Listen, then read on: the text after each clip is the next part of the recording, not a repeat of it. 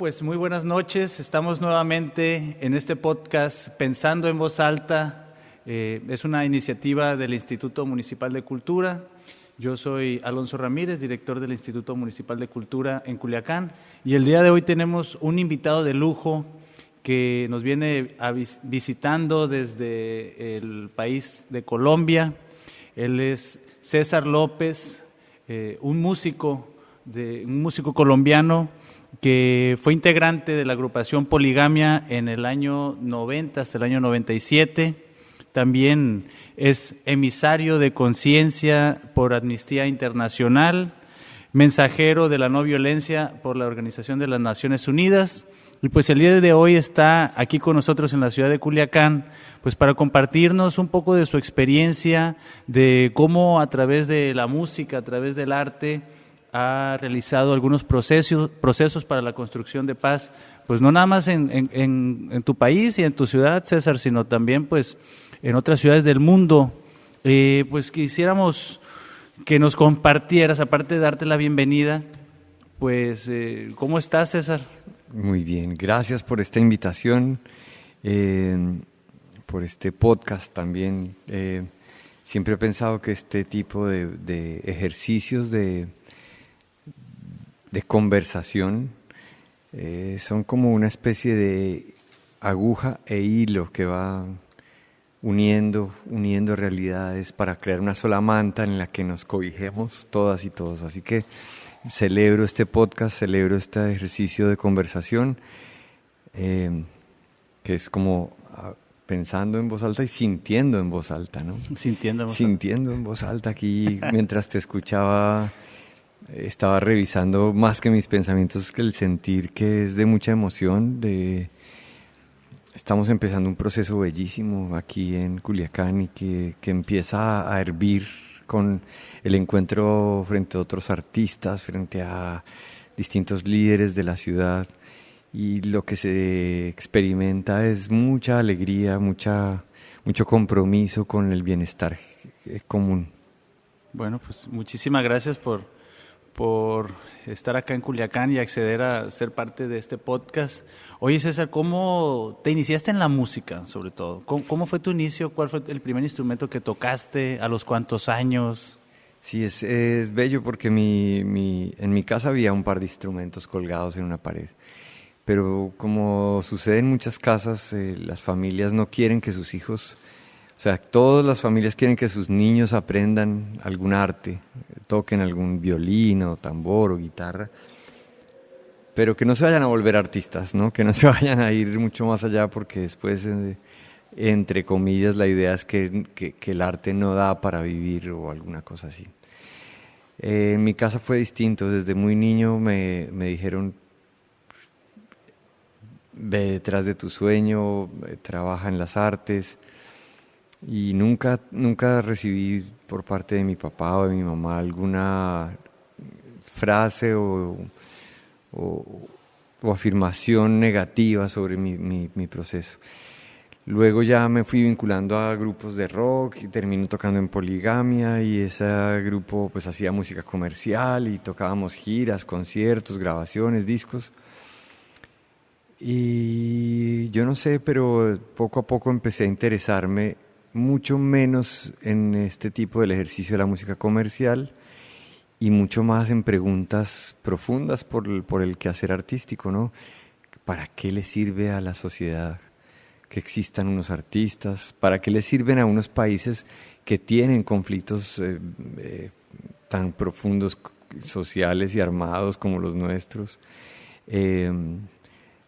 ¿Cuál es el papel que los artistas deben jugar en un país o en un planeta como el de hoy?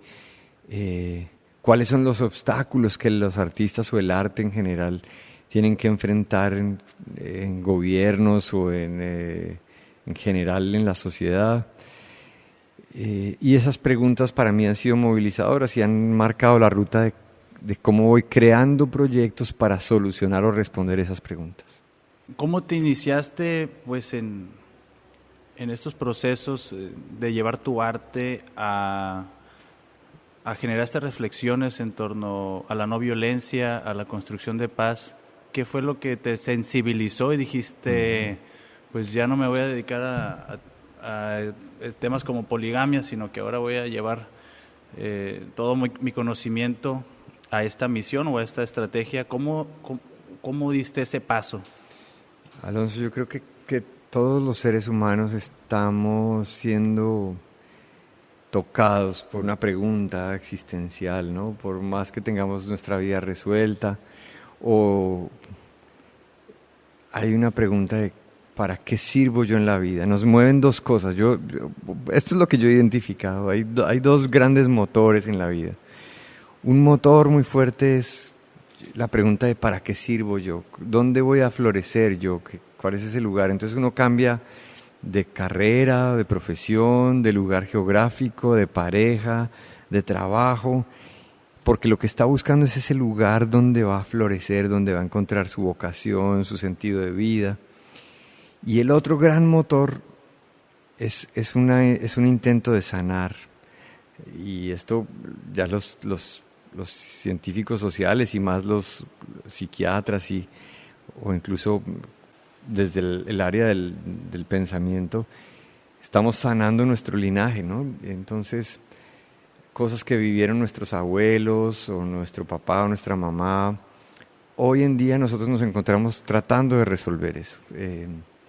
Y eso nos impulsa a estudiar una carrera que tiene que ver con un tema o con otro, o eso nos impulsa a relacionarnos de ciertas maneras con el dinero, con las parejas, Entonces, entre que uno va sanando su linaje y va buscando cómo florecer, se expone a la vida. Y a mí me pasó tempranamente que yo me expuse a esta pregunta social en mi casa. ¿A los cuántos años? Desde los 7 años. Desde los 7 años ya te hacías estas preguntas. Ya estaba muy metido en esta pregunta social. Mi familia era una familia curiosa con esos temas, preguntas, ¿no?, sobre la descolonización del pensamiento, la evidencia de nuestros privilegios, la tensión entre esta búsqueda de lo individual muy materialista y el beneficio de lo colectivo, de lo comunitario. Y allí se empieza a gestar un ciudadano, ¿cierto?, adolescente, que a pesar de estar tocando en una banda de rock, entre comillas, famosa, pues tiene en su casa un input de preguntas sociales profundas y que empieza a husmear hasta decidirme en el año 97 por abandonar cualquier ejercicio comercial y meterme de lleno en la pregunta de ¿el arte para qué en un país como Colombia en un momento histórico como este? ¿Había carencias en tu hogar o estaban la mayoría de las necesidades resueltas? Pues mira que yo soy de una familia de clase media, llamamos en Colombia, que pues podía estudiar en un colegio, pero no en el mejor colegio, que podíamos comprar zapatos, pero no de marca, ¿cierto? O sea, tenía las facilidades para vivir cómodamente, pero no con ningún lujo. Y eso es supremamente importante en los procesos de formación, y es que los jóvenes, los niños y las niñas hoy en día entiendan el planeta en el que están viviendo y que entiendan que por el sistema en el que vivimos, nuestras capacidades de estar en el mundo son distintas. Entonces, bueno, eso fue lo que experimenté de niño y eso me ayudó hoy a tener como la búsqueda que tengo. ¿Cuál fue tu primera acción entonces en esa búsqueda? ¿Cómo dijiste, voy a ir a tocar allá donde se están matando, voy a ir a darle la vuelta a este tema negativo con mi música? ¿Dónde fue la primera vez que te presentaste ya? La recuerdo muy bien porque fue en una clínica psiquiátrica. Uh-huh. Mi papá había fallecido. Yo estaba reflexionando mucho sobre la ausencia, era la palabra que me rondaba permanentemente el vientre, era la ausencia. Y empecé a hacer en una libreta una lista de ausencias, ¿no? La ausencia de la razón, la ausencia de los sentidos, la ausencia del dinero, la ausencia de la conciencia. Y entonces la primera, recuerdo bien que anoté, fue la ausencia de la razón. Y busqué algún contacto que tenía por allí en una clínica psiquiátrica y le dije, yo quiero ir allá a tocar. Y pues a él le pareció muy absurdo, pero me dijo, bueno, venga tal día con su guitarra. Y yo fui, me pusieron una banquita en un patio donde estaban algunos de los personajes que tienen alguna condición mental. Y yo toqué para ellos algunas canciones. Y yo creo que en esa experiencia, cuando yo veía a estos hombres que se balanceaban mientras escuchaban la música, conectados con esta experiencia sensorial, ese día yo dije, hay un mundo más allá de ese ejercicio de lo comercial. Y yo entendía, y esto me alegra mucho podértelo contar, para mí la gran autopista por la que iban los artistas era esa música comercial, ese mundo de la radio, del canal MTV, bueno. Y yo me había escapado por una pequeña carretera destapada de esa autopista, yo me había ido por una carretera muy pequeña a hacer este trabajo social. Hoy en día lo veo completamente opuesto. Creo que una carreterita muy pequeñita puede ser hacer música para sonar en la radio o en una emisora o en un canal de televisión. Pero la música te ofrece, o el arte en general, te ofrece una cantidad de posibilidades de acción en este mundo de hoy, que no solo además son posibles, sino necesarias. Como es enseñar, construir instrumentos, sanar a través del sonido, tocar y componer canciones que pongan mensajes de denuncia, de crítica, o que propongan salidas, inventar escenarios posibles desde algún tipo de propuesta artística. Entonces, yo hoy me siento habitando esa autopista que creí haber abandonado, y para mí es un orgullo decirte que yo siempre he sido un artista independiente. Yo no tengo disqueras, yo no tengo presupuestos, yo no sueno en la radio, no tengo videoclips, soy un artista que me he hecho una carrera a punta de sensibilidad, de ganas y sobre todo de entender la música como el ejercicio del servicio social. Un artista es un servidor social, es un servidor público, le debe servir a su público. Estamos en una cultura que hoy plantea que el artista se sirve de su público, compra mi canción, sí, compra mi camiseta, compra la boleta para ir a mi concierto, yo me sirvo de ese público. Sígueme en mis redes, dame like, ¿no?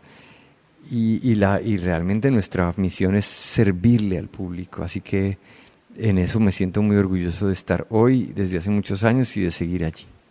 Eso que dices es muy interesante del servir, ¿no? Porque creo que también muchos artistas atraviesan por la concepción de que en todo caso, en todos los momentos tiene que haber una retribución económica, ¿no? Porque yo ya toqué mucho tiempo gratis, porque ya valgo tanto, porque mi show, mi tiempo vale tanto, ¿no?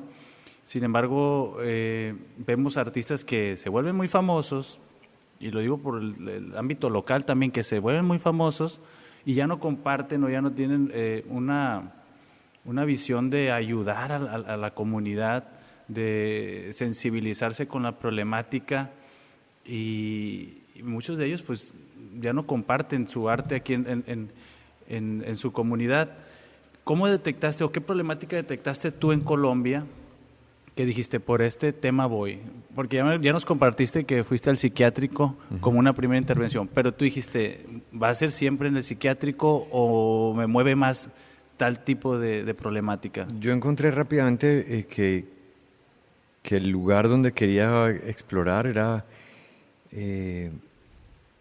trabajar con las personas que habían sido víctimas de la guerra, que han sido tocadas por el conflicto armado en Colombia, en las zonas rurales. Ese ha sido siempre mi gran interés. Pero obviamente cuando voy entendiendo toda esta movida de cómo funcionan esos círculos de victimización, cómo la guerra se mueve, pues en realidad te vas dando cuenta que hasta una persona que pasa por el frente de tu calle, en alguna medida hace parte de un larguísimo eslabón donde todos hemos sumado a lo que nos está pasando, ya sea porque admitimos, aceptamos o porque promovemos algún tipo de visión. Y te quiero poner un ejemplo. Yo recuerdo mucho siempre estar tocando, haber sido invitado a tocar en lo que hoy podríamos llamar una colonia muy, muy, muy humilde, muy pobre, muy violenta. Y estuve compartiendo con los jóvenes allí. Y a mí me impresionaba mucho ver a estos jóvenes tan llenos a pesar de estar metidos en el círculo de la violencia, tan llenos de vida, tan llenos de ganas. Hay unos valores allí, ¿no? Por ejemplo, claro, están usados para la violencia, pero, por ejemplo, la palabra, yo honro la palabra. Es muy común entre la gente que practica la violencia que honran la palabra, ¿no? Respetan a sus familias, cuidan a sus mamás, a sus hermanos. Y esa noche que yo estuve ahí en ese barrio, después de eso fui a una comida, a una casa muy elegante de un personaje muy rico de la ciudad en la que estábamos. Y el personaje me mostró que él había puesto un río, literalmente un pequeño río que pasaba entre la sala y el comedor por dentro de su casa. Cuando él se había tomado unos tragos, estaba ya medio borracho, me dice que él había traído un arquitecto de Holanda para desviar el río que venía de la montaña y hacerlo pasar por el centro de su casa. Y que hay unas familias que se habían quedado abajo sin agua, ¿no? Y las trataba mal, ¿no? Estas familias que vienen a molestar, que porque no tienen agua. Entonces, que poco aguantan casi. Y entonces es una pregunta interesante y profunda sobre los orígenes de la violencia. Yo creo que estas sociedades persiguen desesperadamente al último eslabón de la cadena, ¿no? Que son los chicos que ya no tienen más oportunidades y que no tienen ningún acceso a cultura y que no tienen ninguna cosa, y entonces allá llega lo que ustedes llamarían los granaderos, allá llegan, bueno, y quienes tienen el dinero, quienes tienen las posibilidades de estudiar, quienes deberían tener una actitud mucho más responsable precisamente en la medida en que han tenido tantos privilegios, pues también hay que decir que hay mucha gente que ha generado violencias. No, por supuesto no generalizo, ni esta es una mirada particularmente contra alguien, ni está cargada de ningún resentimiento. Simplemente lo que trato de decir acá es que las violencias se ejercen de muchas maneras. Y nosotros nos hemos quedado con que son los jóvenes, y que son los jóvenes de ciertos barrios, y que son los jóvenes de ciertos barrios de ciertas formas de vida. Y en ese discurso tan cerrado, dejamos por fuera una cantidad de cosas. Y este ejemplo que yo te pongo del señor que desvía un río para verlo pasar por la sala de su casa, pues es una manera de violencia que invisibilizamos, porque además seguramente... ¿Te tocó convivir con los grupos? Sí, muchísimo. ¿Tocar para ellos y ellos con armas y todo esto? Lo hice algunos años, nos tocó hacerlo, y ahora pues ya en el trabajo por la paz toco mucho en zonas de conflicto. Y en ese sentido me encuentro con jóvenes que están en la guerra o que acaban de salir de la guerra. Y es una experiencia que me permite mucho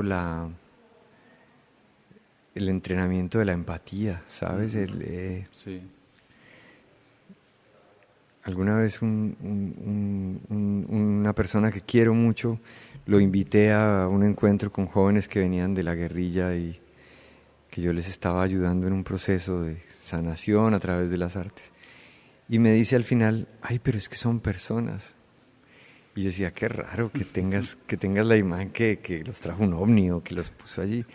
son jóvenes como nosotros cuya vida los pone en una situación extrema, no todos por supuesto, pero que por lo general están marcados por violencias de algún padrastro, de situaciones de exclusión muy profundas, y que la tramitación de esa rabia los lleva a incluirse en un grupo armado o a una... Y eso no los excusa, por supuesto, de sus responsabilidades, pero sí nos ayuda a entender de qué está hecha nuestra violencia, si no es de seres humanos rotos que no han tenido la oportunidad de curarse. Yo también soy músico, César. Yo toco el acordeón.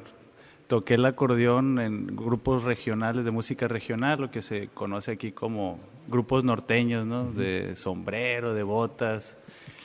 Tocamos corridos, tocamos algunos narcocorridos, y yo tuve la oportunidad de, a través del grupo norteño, conocer zonas muy recónditas de la Sierra de Sinaloa, en donde pues gran parte de la población se dedica a la siembra de amapola, de la marihuana.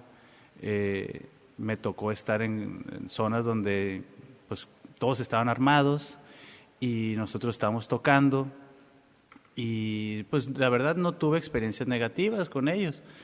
Y la reflexión que me llevo yo pues de esto que platico contigo, pues yo cómo a través de la música estas personas que a lo mejor son violentas, pues yo con mi música los vi bailar, los vi enamorar, los vi divertirse, los vi ser personas, los vi ser humanos. Ellos también, en esa parte me sensibilicé en el aspecto de que pues no podemos ver como un ser de otro planeta a alguien que tiene un AR-15, porque no entendemos muchas veces el contexto, el por qué lo tienen colgado un rifle. Pero sí yo entendí el poder de la música, era como un pasaporte para nosotros, porque yo sé que si no hubiera traído el acordeón no hubiera podido ni siquiera acceder a esa zona jamás. Y sí me llevé ese poder de la música que dices. Es un pasaporte que la verdad me sensibilizó a mí también. Y por ejemplo lo que ocurrió en el Jueves Negro, pues muchos jóvenes, ¿no?, que participaron de manera directa, de manera indirecta en este acto, pues parte de la población dice, no, pues todas las personas, somos más los que somos buenos, y todos los que participaron pues deben ir tras ellos. Pero digo yo, bueno, no deberíamos de sentenciar a una vida de rechazo jóvenes que por X o por Y razón, algunos hasta obligados, tuvieron que participar en estos eventos. Creo que debemos de también ver esa parte de el por qué jóvenes participan en situaciones como esta, y cómo, te quiero preguntar, cómo has tocado corazones tú a través de tu música. ¿Qué es lo que has visto resplandecer en estos jóvenes a los que tú les llevas tu música? ¿Cómo buscas engancharlos o qué buscas activar en ellos? Sí, la frase dice, no hay gente buena ni mala, todos en algún momento seremos esclavos de un interés, de una emoción o de una circunstancia, y eso determinará si nos comportamos como los que hacen el bien o como los que hacen el mal. Yo creo profundamente en el poder de la música. Ese es tal vez mi motor de vida, es saber que la música conmueve, que la música habla de otras maneras a zonas del ser humano a donde los discursos de solo palabras no llegan. Yo creo que la música es un lenguaje sutil y contundente al mismo tiempo, y siento que de todas formas, por lo menos yo he decidido adoptar una postura en la que si la obra que yo hago nos sirve para sanar, para llevar la esperanza, a mí no me interesa la música. A mí no me interesa seguirme quejando, a mí no me interesa seguir diciendo qué mal está el mundo y qué feo es todo y qué difícil es todo. porque eso ya lo sabemos y precisamente lo que debe cantar la música es el nuevo camino, es mostrar que esto tiene solución, que hay opciones y decir, somos capaces de ofrendarnos, yo uso mucho esa expresión, ofrendarnos, para las generaciones futuras, para los niños, las niñas que hoy tienen 1 año, 2 años, o que están en proyecto, pues. Y yo te quiero decir una cosa que para mí es, sí, es tal vez la prioridad, y es que el planeta entero estará llegando, y yo estoy convencido de eso, a la conclusión de que las artes son la medicina del alma de las naciones. No hay otra manera. Y cuando yo digo que el arte es la medicina del alma de la nación, es porque lo he visto pasar, y como lo hacías en tu pregunta, yo he visto colectivos enteros sanarse, transformar sus ideas, sus prácticas desde las artes, conmoverse, llorar, hombres que uno ve en la guerra, rudos, intransigentes, verlos llorando, doblegados frente a una canción. Y yo quiero que este mensaje, que además queda grabado en este podcast, sea el mensaje para los artistas del nuevo mundo, ¿no? Artistas que ya no entienden solamente el beneficio individual, sino el beneficio de lo colectivo. Artistas a los que yo les digo hoy, ¿te sirve de algo ser exitoso si a tu país le está yendo mal? Pues la música es un gran igualador social, ¿no? Ante un ritmo todos somos uno mismo, ante una letra no importa si eres rico, pobre, de cualquier estrato social, al final si te mueve, pues toca la parte humana, ¿no?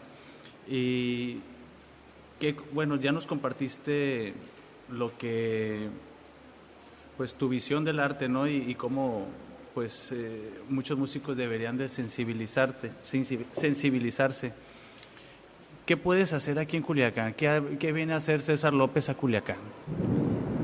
Pues esto básicamente es una tarea de inspiración, porque transformar modelos o prácticas culturales toma décadas. Luego, esa no puede ser una premisa o una promesa. Yo creo que sobre todo es inspirarnos para seguir buscando respuestas, es unirnos con otros y otras para sacudir la cotidianidad de una sociedad que se va acostumbrando a lo violento, que se va acostumbrando al dolor, que se va acostumbrando a la corrupción, que se va acostumbrando como a normalizar la muerte. Y precisamente si hay algo que puede hacer el arte es movernos de nuestra zona de confort, de sacar a la sociedad de su lugar donde se ha querido esconder y obligarla a mirarse en el espejo. Es un llamado a los artistas también. Por supuesto, ojalá nos estén escuchando muchos artistas que entiendan que cuando tengan el papel y el lápiz en la mano para escribir su nueva canción, en cada letra están escribiendo el destino de sus propios hijos, están escribiendo el destino cultural de su ciudad, de su comunidad. Entonces ahí deciden si lo que quieren hacer es construir o destruir, si lo que quieren hacer es sembrar o si lo que quieren es arar para beneficio individual y para un poco de ego y de aplauso individual. Entonces, ojalá este podcast sea y esta acción que vamos a empezar en Culiacán sea el detonante de muchas cosas, de conciertos, de acciones en los barrios, de teatro callejero, de audiovisuales, de canciones que planteen, como lo hemos dicho hoy en el encuentro, la posibilidad de problematizar. Esa palabra a mí me encanta porque eso sí que lo sabe hacer el arte. El arte nos cuestiona, nos confronta, nos muestra cosas que no nos gustan, que nos hacen sentir incómodos, o nos muestran cosas que nos emocionan mucho más allá del lenguaje o de la palabra. Entonces aquí lo que hay es tarea, hablándole a todos los colectivos de artistas. Pues muchísimas gracias, César. Eres bienvenido en Culiacán esta vez y cuantas veces sea necesario te vamos a estar invitando, y nos da mucho gusto que seas parte de este podcast. Creo que esto que nos acabas de compartir, pues el decirle a los músicos qué van a escribir al momento de tener el papel y la pluma, a nosotros esto nos llega porque pues hay mucha música regional que nos está desvirtuando, nos está generando una percepción errónea de lo que somos como sociedad, que se ha vuelto tendencia incluso en otras ciudades del mundo. Pues los corridos, el daño que los narcocorridos le han generado un gran daño al prestigio de nuestra ciudad, y siempre ha estado el arte, siempre ha estado la cultura ahí como resistencia para reivindicarnos y decirnos: esto eres, esto es una moda, pero esto eres en realidad. Y muchas gracias por compartirnos estas experiencias. Pues no sé, algo que quieras decirnos. Me provocaste un mensaje tal vez, ¿no? Y que lo digo con respeto, pero si para hacerte famoso, si para validarte en el escenario de lo artístico, de la música, tienes la sangre fría de escribir una letra que promueve unos estereotipos de violencia, no te quejes. No te quejes cuando veas que esa misma violencia que ayudaste a sembrar también golpea en tu puerta. Entonces yo diría, aquí hay mucho por hacer, y el arte sí que sabe construir esperanza. El arte sí que sabe imaginar caminos bonitos de bienestar y de poesía y de color. Entonces creo más en ese arte e invito a todos y todas a que caminemos esos lugares. Ese chico que hoy está en su cuarto haciendo escalas con su clarinete o con su saxofón o con su guitarra, aprendiendo a leer el pentagrama, decirle que no tiene ningún sentido aprender a tocar muchas cosas si no sabes que tienes un rol social para sanar a esta sociedad tan rota. Así que adelante, y el mejor de los éxitos para este podcast, Sintiendo aquí en voz alta. Muchas gracias, César. Sintiendo en voz alta, ya lo rebautizó César López. Pues muchísimas gracias, y gracias a ustedes por sintonizarnos. Vamos a estar invitando a más referentes de la cultura, del arte de aquí, de Culiacán, y también pues exponentes del extranjero que nos visitan. Nuevamente, pues muchas gracias. Gracias. Ha sido una emisión más de Pensando en Voz Alta y Sintiendo en Voz Alta. Muchas gracias. Hasta la próxima.